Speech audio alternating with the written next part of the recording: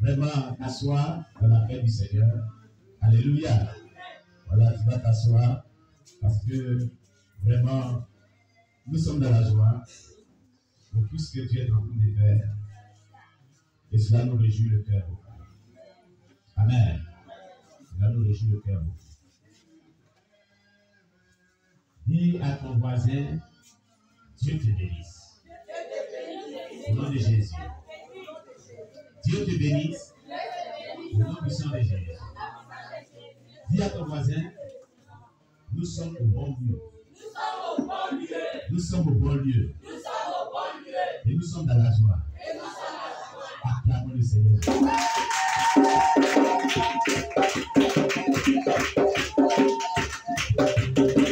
Alléluia. Que Dieu soit loué. Alors, ce matin, nous allons passer à une phase de notre culte de ce matin. Amen. On va partager un message de Dieu. Amen. Et nous allons faire des prières prophétiques très puissantes après. Amen. Voilà. Mais nous allons partager un message ensemble. Amen. Nous allons méditer ensemble un tout petit message. Très important. Alors tu vas ouvrir ta Bible. Amen. Tu vas ouvrir ta Bible.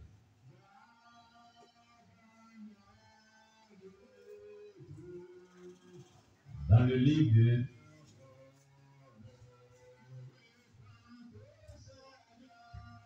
Deutéronome, chapitre 10. Deutéronome, chapitre 10. Amen.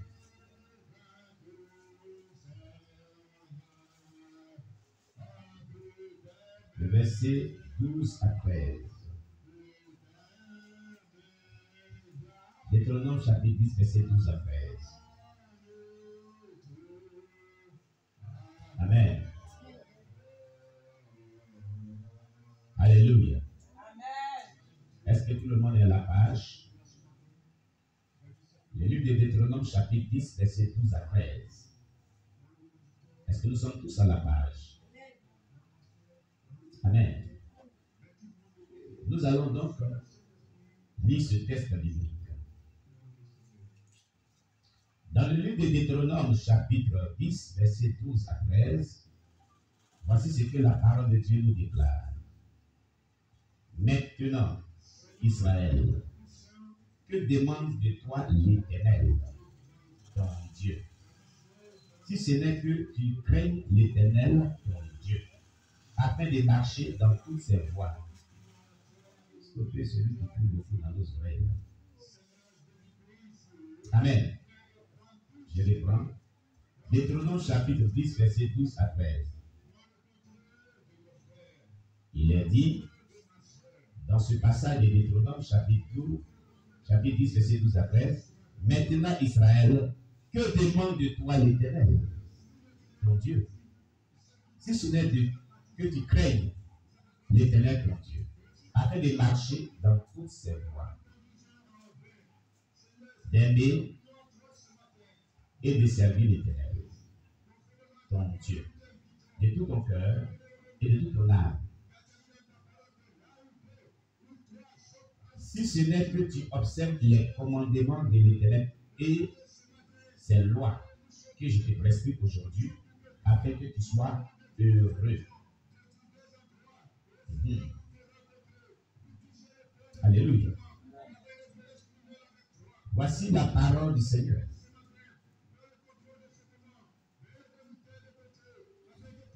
Si je pouvais donner un sujet à ce merveilleux texte,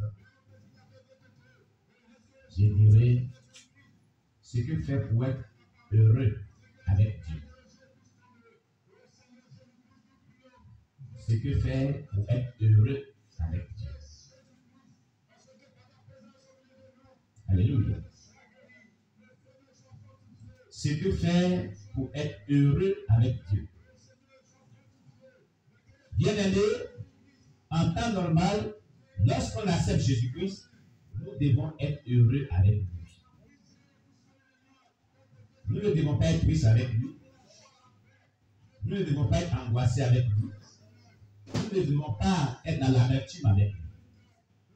Mais au contraire, nous devons être heureux avec Dieu. Malheureusement, nous avons constaté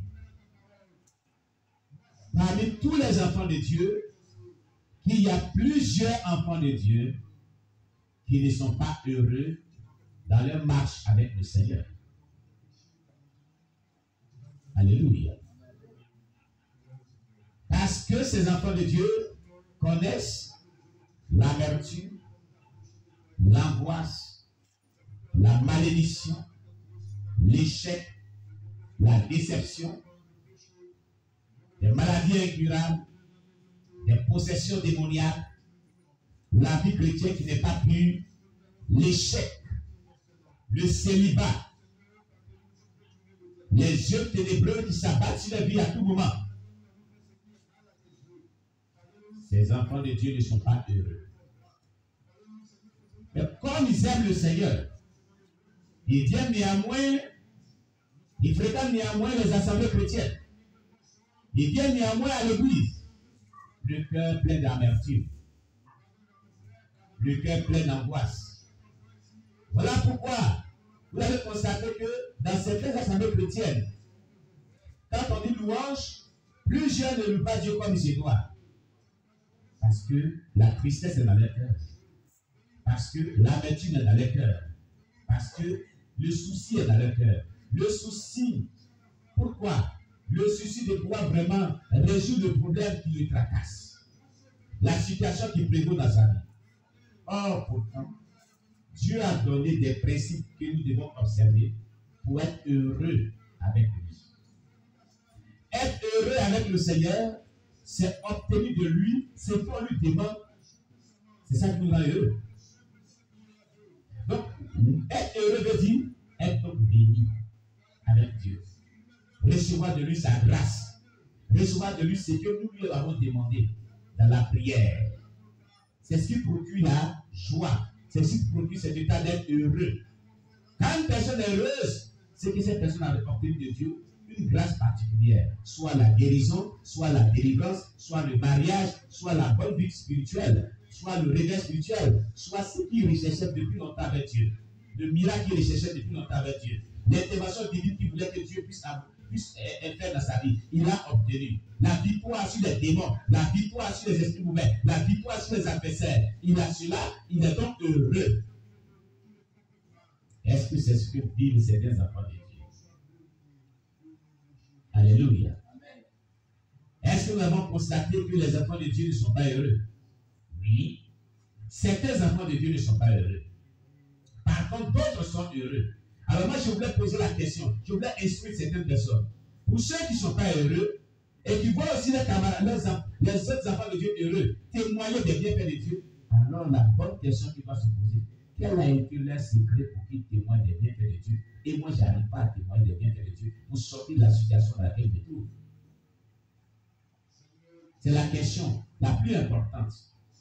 Quand on se trouve dans de telles situations, que l'on doit poser à Dieu, que l'on doit poser aux autres enfants de Dieu qui expérimentent des merveilles de Dieu dans le domaine de la guérison sur les malades. Quel a été ton secret quand tu étais malade et tu étais guéri? Dans le domaine de la délivrance, on a un problème qui nécessite l'intervention de Dieu pour qu'on soit délivré. Quel a été ton secret pour que tu parviennes à la délivrance? Dans le domaine de la bénédiction, quand on était sous la malédiction, quel a été ton secret pour que tu parviennes à la bénédiction? Dans le domaine du salut de son âme et d'une vie chrétienne pure, de sainteté dedans, dehors, véritable et complète. Quel a été ton secret pour parler d'une vie chrétienne si pure, si propre, si pure et si vraiment significative selon le plan de Dieu du salut? Quel a été ton secret? Alléluia. Alléluia.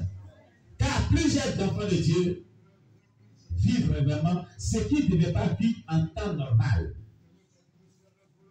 Quelqu'un m'écoute très bien. Ce que ces enfants de Dieu ne devaient pas vivre, ils le vivent. Pourquoi? Nous avons un Dieu si merveilleux. Nous avons un Dieu si glorieux. Nous avons un Dieu qui pourvoit à tous les besoins. Nous avons un Dieu qui est notre défenseur, notre protecteur. Un Dieu qui nous accorde la victoire sur l'ennemi. Un Dieu si puissant, qui a déjà ordonné que les enfants de Dieu soient puissants. La lutte des sauts des amis. Un Dieu qui est compatissant, plein d'amour, qui témoigne son amour chaque fois à ses enfants. Un Dieu, lorsqu'on prie à lui, il répond favorablement. Alléluia. Mais pourquoi est-ce que tant d'enfants de Dieu n'arrivent pas à obtenir de Dieu ce que leur cœur désire? Ce texte biblique de Deutéronome, chapitre 10, verset 12 à 13, nous donne la réponse. Donne la réponse à toutes les questions que tu t'es posées depuis longtemps concernant la situation que tu traverses. Tu comprends? La Bible nous dit ceci. Dans le livre de Deutéronome, chapitre 10, à partir du verset 12 et le verset 13. Dieu dit aux Juifs, donc à Israël, donc au peuple de Dieu, alléluia, de même que Dieu avait parlé à ce peuple, toi qui fais partie du peuple de Dieu, parce que tu as accepté Jésus-Christ comme ton Seigneur Sauveur, Dieu va s'adresser à toi ce matin par rapport à plusieurs questions que tu te poses pour remédier à la situation qui prévoit ta vie. Écoute bien ce que Dieu va te dire au travers de sa parole. Amen. Dieu dit, maintenant, Israël. Donc maintenant, toi qui m'écoutes, maintenant, toi qui écoutes cette prédication, écoute très bien ce que Dieu te dit maintenant, à cet instant précis. Il dit, que demande de toi l'Éternel? Ça veut dire quoi? Qu'est-ce que Dieu attend de toi par rapport à la situation qui prévaut dans ta vie? Qu'est-ce que Dieu veut que tu puisses faire pour que tu puisses octroyer ce que ton cœur désire? C'est ce que cela veut dire. Que demande de toi Israël maintenant? Au point où tu es parvenu, qu'est-ce que Dieu demande de toi? Qu'est-ce qu'il attend de toi dans ta relation avec lui? Qu'est-ce qu'il attend de toi dans ta conduite? Qu'est-ce qu'il attend de toi? Dieu, qu'est-ce qu'il attend de toi? C'est ce que tu dois comprendre ce matin. Tu as vécu sur la terre pendant combien d'années? Peut-être que tu as 32 ans, tu as 45 ans, tu as 50 ans, tu as 56 ans, tu as 70 ans. Peut-être que tu as 26 ans, tu es si jeune. Tu as 15 ans, tu as 12 ans, tu as 13 ans, tu as 18 ans. Tu as 45 ans, 48 ans, 39 ans, 60 ans, 59 ans, 55 ans, 70 ans, peut-être. Toutes ces années-là, tu as vécu sur la terre. Aujourd'hui où tu es arrivé, à l'âge que tu as, examine un peu ta vie. Regarde combien de fois ta vie n'a pas été agréable, ta vie a été plongée dans la souffrance. Regarde tout le temps que tu as vécu dans la douleur, mais malgré tes péchés, Dieu t'a supporté. Malgré la mauvaise vie qu'il t'a menée, il n'a pas permis que tu meurs. Pour te retrouver en enfer. Tu comprends? Il t'a fait la grâce d'être en vie. Mais maintenant, ce matin, il te pose la question de savoir qu'est-ce qu'il attend de toi? Qu'est-ce que Dieu attend de toi? Que veux-tu de toi, Dieu? Est-ce que tu t'es pas posé cette question, Dieu? Qu'est-ce que tu attends de moi? Tu n'as pas posé de la prière la question à Dieu. Dieu, qu'est-ce que tu attends de moi réellement? Qu'est-ce que tu veux de moi? Tu n'as jamais posé cette question. Aujourd'hui, tu te la poses. Il t'amène à poser cette question. Il t'amène à lui poser cette question. De savoir, qu'est-ce que Dieu veut de toi? Qu'est-ce qu'il attend de toi? Qu'est-ce qu'il recherche en toi qu'il n'a pas encore obtenu? Alléluia. C'est la meilleure question que tu devrais te poser. Tu résous tout ton problème. Parce que quand tu as posé cette question à Dieu, il te dira, voici ce que j'attends de toi. Voici ce qui manque à ta vie. Et si tu le fais, ce que tu recherches avec Dieu, tu l'obtiendras. Allez. Alléluia. Alléluia. Veux-tu que Dieu puisse résoudre ton problème? Va devant lui.